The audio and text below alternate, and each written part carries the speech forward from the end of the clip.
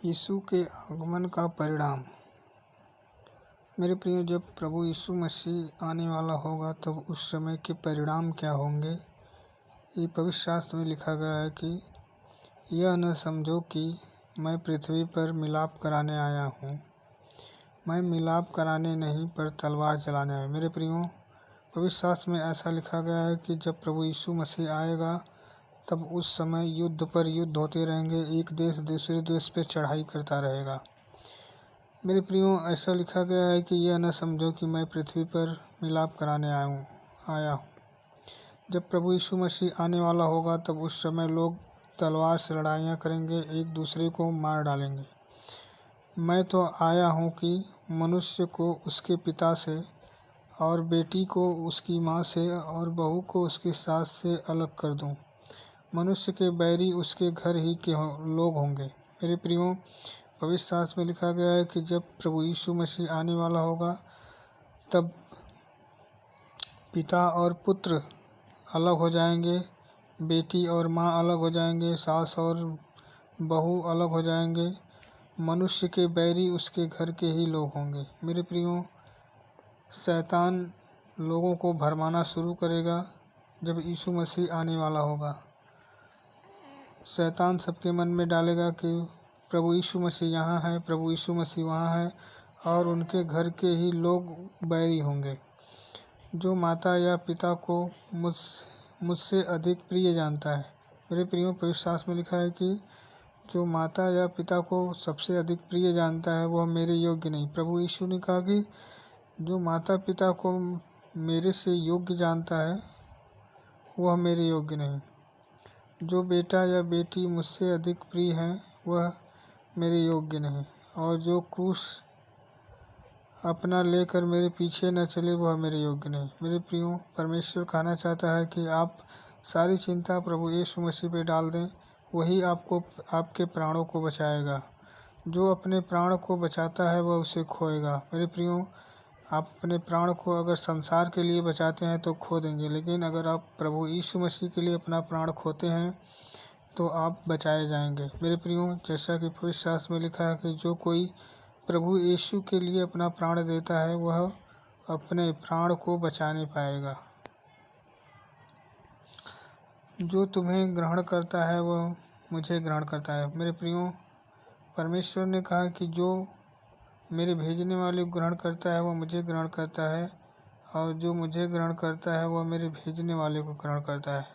मेरे प्रियो, जब प्रभु यीशु मसीह प्रतिफल देगा तब इस प्रकार देगा, जो भविष्यवक्ता को भविष्यवक्ता जानकर वह भविष्यवक्ता का बदला पाएगा। जो भविष्यवक्ता को भविष्यवक्ता जानता है और भेजने वाले को भेजने वाला जानता है तो उसका प्रतिफल अवश्य पाएगा।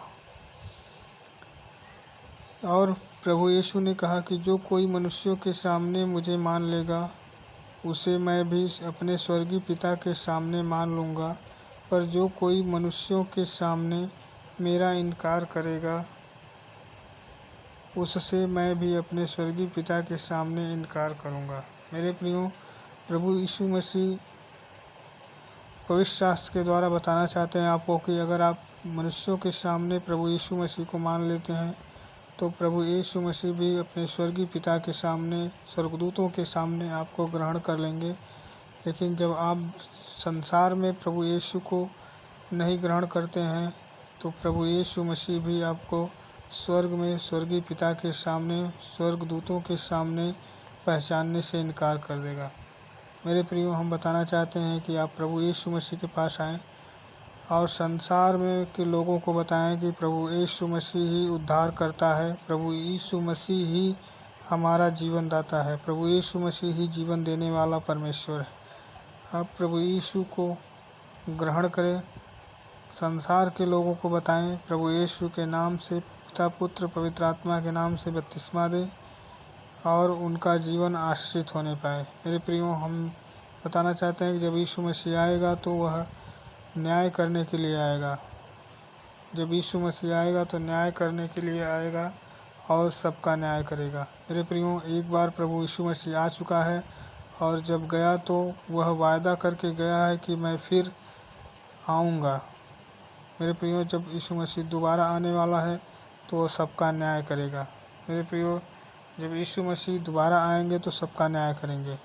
मैं बताना चाहता हूँ कि यीशु मसीह दोबारा आएंगे तो सबका न्याय करेंगे। आप प्रभु यीशु मसीह के पास आएँ, प्रभु यीशु मसीह के कार्यों को पूरा करें, प्रभु यीशु मसीह के वचनों पर चलें। परमेश्वर आपको आशीष दे। आमीन। मेरे प्रियो, अतः हम बलवानों को चाहिए कि निर्बलों की निर्बलताओं को सहें, न कि अपने आप को प्रसन्न करें। मेरे प्रियो, पवित्र शास्त्र में लिखा गया दूसरों की उन्नति। आप दूसरों की उन्नति करेंगे, परमेश्वर आपकी उन्नति करेगा। तो वचनों में लिखा है कि हम बलवानों को चाहिए। जो परमेश्वर में बलवान है और जो निर्बल हैं उनको अपनी संगति में ले लें, अपने आप को प्रसन्न न करें। हम में से हर एक अपने पड़ोसी को उसकी भलाई के लिए प्रसन्न करे कि उसकी उन्नति हो। मेरे प्रियो, आप अपने पड़ोसी की भलाई करें, उसकी उन्नति करें। अपना पड़ोसी कौन है? आप कहीं भी यात्रा में ट्रेवल कर रहे हैं, यात्रा कर रहे हैं, आपके बगल में जो बैठा है वो आपका पड़ोसी है। आपके घर के बगल का वो पड़ोसी है। आप कहीं जा रहे हैं, आपके बगल में जो बैठा है वो आपका पड़ोसी है। कहीं कोई समस्या में पड़ा है, आप उसकी समस्याओं को हल कर दे रहे हैं, वो आपका पड़ोसी है। तो क्योंकि मसीह ने अपने आप को प्रसन्न नहीं किया, पर जैसा लिखा है, तेरे निंदकों की निंदा मुझ पर आ पड़ी। प्रभु यीशु मसीह जब जगत में आया तो अपने आप को प्रसन्न नहीं किया, वह दूसरों के लिए प्रार्थना करता था। प्रभु यीशु मसीह दूसरों के लिए प्रार्थना करता था। और जितनी बातें पहले से लिखी गई वे हमारी ही शिक्षा के लिए लिखी गई कि हम धीरज और पवित्र शास्त्र के प्रोत्साहन द्वारा आशा रखें। और जितनी बातें पवित्र शास्त्र में लिखी गई हैं वे हमारे लिए लिखी गई हैं और हमारे प्रोत्साहन उत्साह के लिए लिखी गई हैं।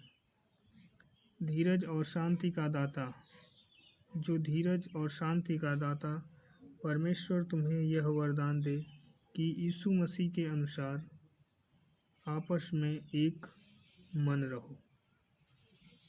यीशु मसीह के वरदान के अनुसार तुम आपस में एक मन रहो, ताकि तुम एक मन और एक स्वर में हमारे प्रभु यीशु मसीह के पिता परमेश्वर की स्तुति करो।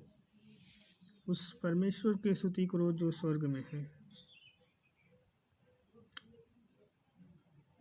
आप जब दूसरों की भलाई करते हैं तो आपकी उन्नति होती है। दूसरों की उन्नति करते हैं तो आपकी भलाई होती है और उससे परमेश्वर प्रसन्न होता है। प्रभु यीशु मसीह उससे प्रसन्न होता है। इसलिए जैसा मसीह ने परमेश्वर की महिमा के लिए तुम्हें ग्रहण किया, वैसे ही तुम भी एक दूसरे को ग्रहण करो। जैसे प्रभु यीशु मसीह ने परमेश्वर की महिमा के लिए तुम्हें ग्रहण किया है, परमेश्वर की महिमा के लिए। मेरे प्रियो, मैं बताना चाहता हूँ, परमेश्वर धन्यवाद के बलिदान से प्रसन्न होता है। तो आप हर दिन परमेश्वर को धन्यवाद दें। और प्रभु यीशु मसीह ने आपको ग्रहण किया है कि आप परमेश्वर को हर दिन बलिदान चढ़ाएं, हर दिन परमेश्वर से बातें करें वचनों के अनुसार।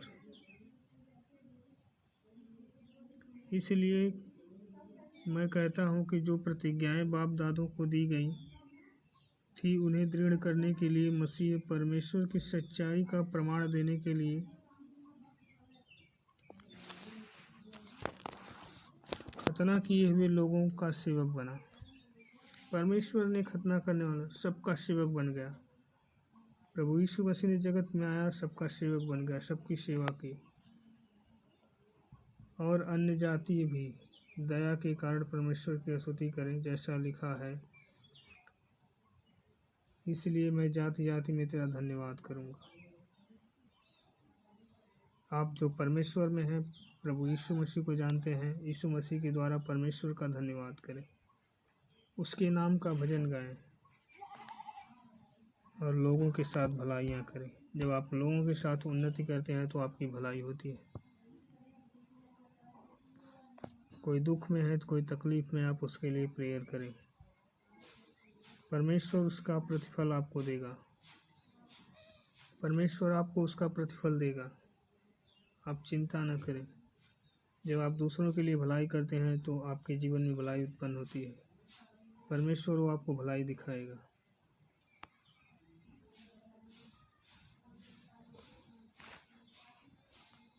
उसकी प्रजा के साथ आनंद करो। जो लोग परमेश्वर में हैं, आप उनके साथ जुड़े रहें और परमेश्वर का धन्यवाद करें। परमेश्वर के धन्यवाद से आनंद मिलता है।